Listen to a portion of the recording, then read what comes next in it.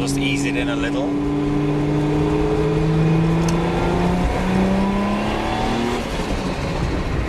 Open her up a little bit.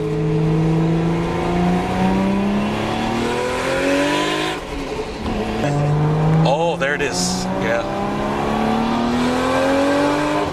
Wow. He wasn't kidding, guys. Wow.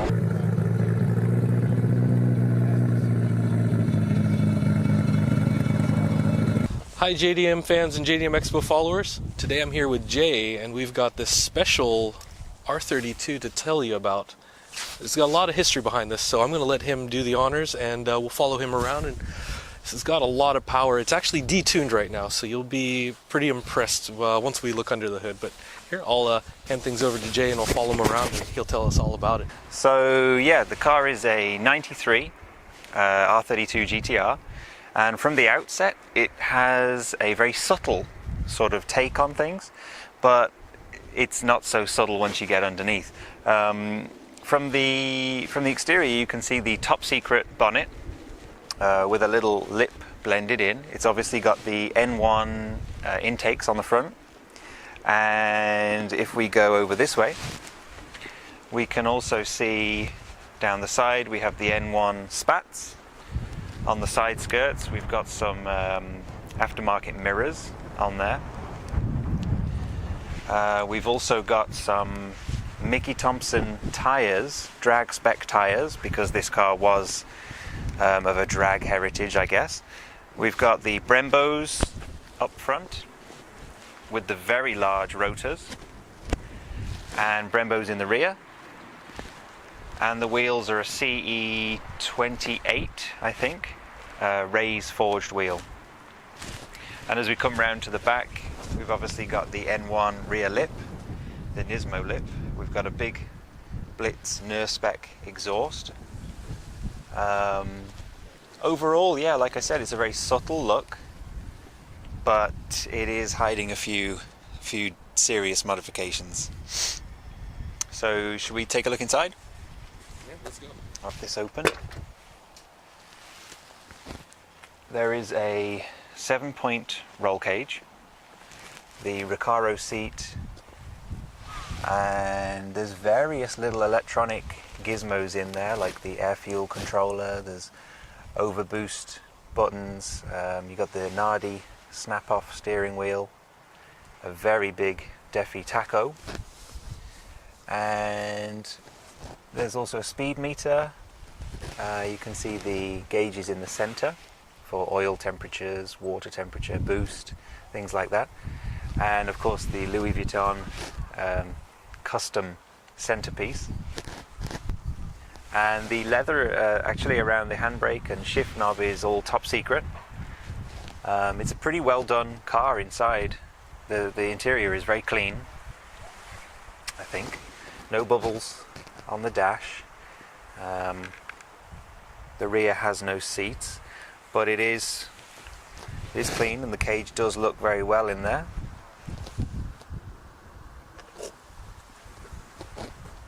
So I guess the final part of the puzzle to check out is the good stuff. So let's roll over to check out what she's hiding.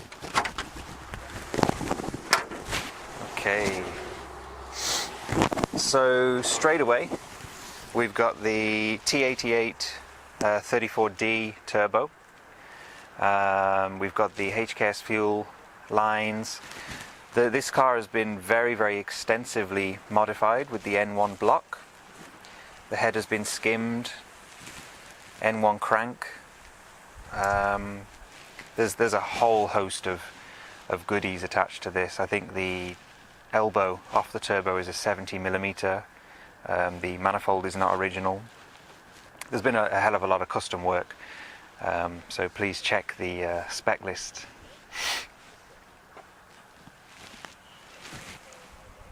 This is just stunning though. Wait until you hear it. Alright, well Jay's gonna button her up and we're gonna head out and see how she rides and He'll tell us more about the history behind this. It's a pretty awesome machine.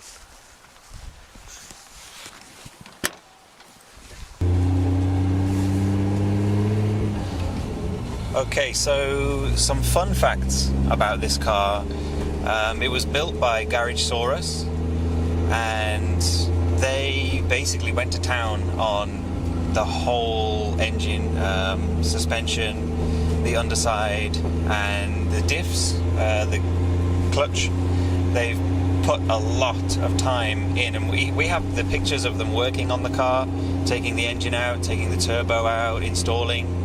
But the best part about the history on the car is that the owner, she is a automotive journalist, so she's often at circuits, race events, things like that, and she will report from those events. So she had the car, and she had a keen interest in drag racing. So she used to take this car and run it up the strip, and her best time, I believe, was a 10.3 on the quarter mile at 750 horsepower. And today, of course, the car is detuned to what would feel like around 550 horsepower, I'd say. So I mean, it's still enough to play with. It's still certainly enough for me anyway. Let's see if I can pull out of here. The clutch is a little tricky to get used to at first because it's a very high spec clutch, so you've got to really be careful with that one. Alright, let's make a right.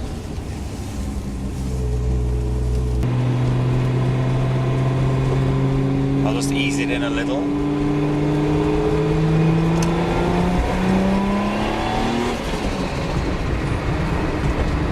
So right now the car is running 0.9 psi, and for this T88 turbo it's really not even awake yet, it's still asleep.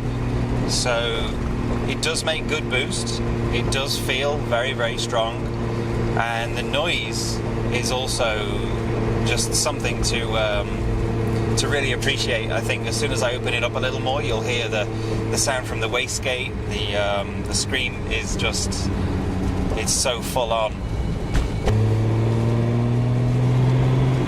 It's so good having all of these meters and gauges to keep track of where she's at. And I especially like this big Defi meter here. It's a nice touch.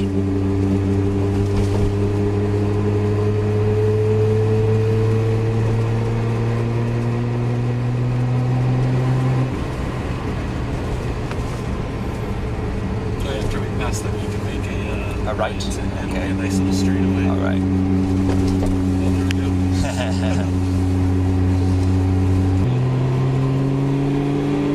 All right, let's open her up a little bit.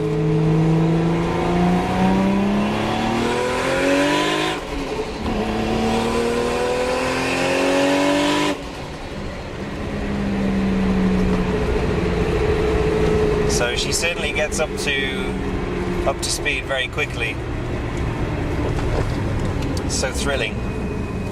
All right, so Jay just handed the reins over to me, and I guess not much else needs to be said about this, but definitely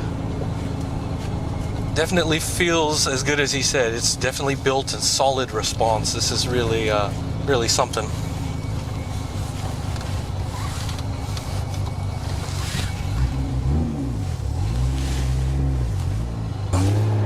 Just getting used to where that grabbing point is. This is the tone. You were right, just describing the sound. Something that is so feeling unique.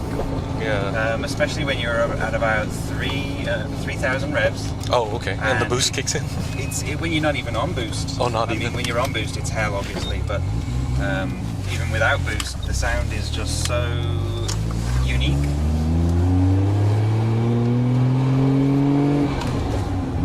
Yeah. It's just on 3000.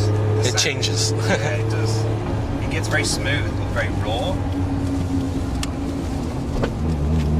All right, and then we'll just get on the boost a little bit, or it's not even, so. Yes. Oh, there it is. Yeah.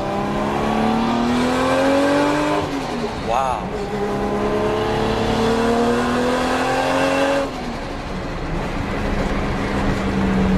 He wasn't kidding, guys. Wow.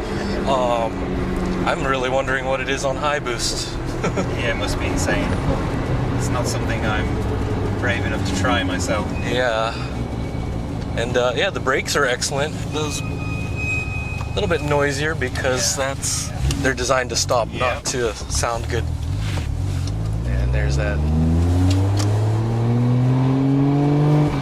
Should I just give them something?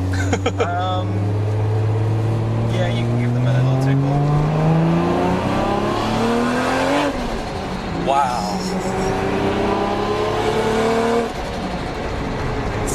That's. I can hear the tone change when it gets a little more into the boost, and it's definitely so. That it's a real big. Yeah, and it's got more. Yeah, it does. It feels like it's all hiding too, because when you look from the outside, it's definitely like a sleeper. A lot of people like that about this car, that it does look subtle. Yeah. It's gorgeous. Like, yeah, it is. It's a very clean car. I mean, if you were to walk down the side of the car, you would. A lot of GTRs these days are kind of a bit rough under the arches, rear arches especially. But this is so clean under those rear arches. It's a nice thing to see. Mm-hmm.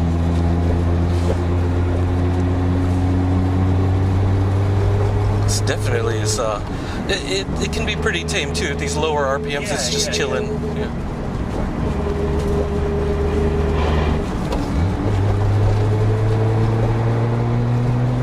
That's the amazing part, though, is that it can be smooth, and then it can just roar. Yeah. This is definitely something else. Wow.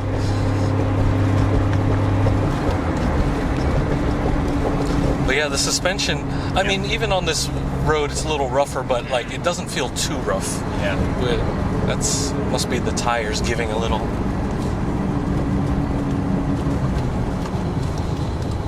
Yeah, this is wow. I can't really find words. This is very cool. But knowing that legacy though of who had it before, and I mean that that lady, you can still read her posts, you can still see her pictures, you can still see video from her, and kind of wondering what she's building this time. Yeah, actually she has an R35 GTR. Oh wow. Yeah. She's been through some Ferraris. Nice. And now she's at the 35. It's a real enthusiast at heart. Yeah, for sure, yeah. This car was actually also featured at Tokyo Auto Salon. Oh wow! So this has been to all the big shows. Yeah. And it's been in some Option magazine videos. Oh, nice. So it really does have a good history behind it. It would be a really cool car for someone, I think. Yeah, they can feel this connection, and it's just amazing because we have plenty of built cars from time to time, or mildly modded, but this thing it's really built. I mean, I like this Louis Vuitton here. Yeah. Get fancy. All the essentials, though, just like you said, it's all here. It's very clean, I think, inside. Mm-hmm. Yeah, absolutely. I mean, there's not even any bubbles or cracks in the dash. Yeah. And she still has a sound system, so that's good. Yeah, she does. Okay, guys, there you have it. Wow. And I'm hoping it captured all the audio, but you really have to see this to believe it. And just would you feel the power, the sound, everything about it? It like vibrates through your bones. Really incredible machine. So yeah, I want to thank Jay for bringing it out here, and this is available. We'll have the information up on our website here, and hope you guys really enjoyed that, because this is really something else. We do get some rare cars from time to time, but this one has that legacy behind it, which, as he said, is just pretty interesting. The previous owner and what she had done with this vehicle. And now it's available for you guys. It's a 93, so it is eligible for the US. We can, or wherever in the world you are. So, yeah, if you want an excellent piece of JDM history, this is definitely one of those rare occasions where we get something extra special. All right. Yeah, it certainly is. Yeah, and so you guys know what to do. Info at jdm-expo.com if you want more information. And if you have any questions about this, we can ask Jay more about the history. We'll have a bunch of details in the specs below, either on this one or we'll have it on the website, you know. Yeah, I'd be happy to show. Yeah, definitely appreciate it. Yeah, so definitely thanks to Jay for telling us about this car, and make sure to check out our other channels on Facebook, Instagram, or on YouTube, depending on where you're seeing this video. And I'll be asking Jay for some more videos and a little bit more on the history, because like he mentioned earlier, it's been featured in other places. We actually have a lot more information about this, and we'll tell you guys more about it later. All right, definitely thanks a lot, Jay. Thank you very much for everyone. And hope you guys enjoyed that. We'll see you in the next video. Take care.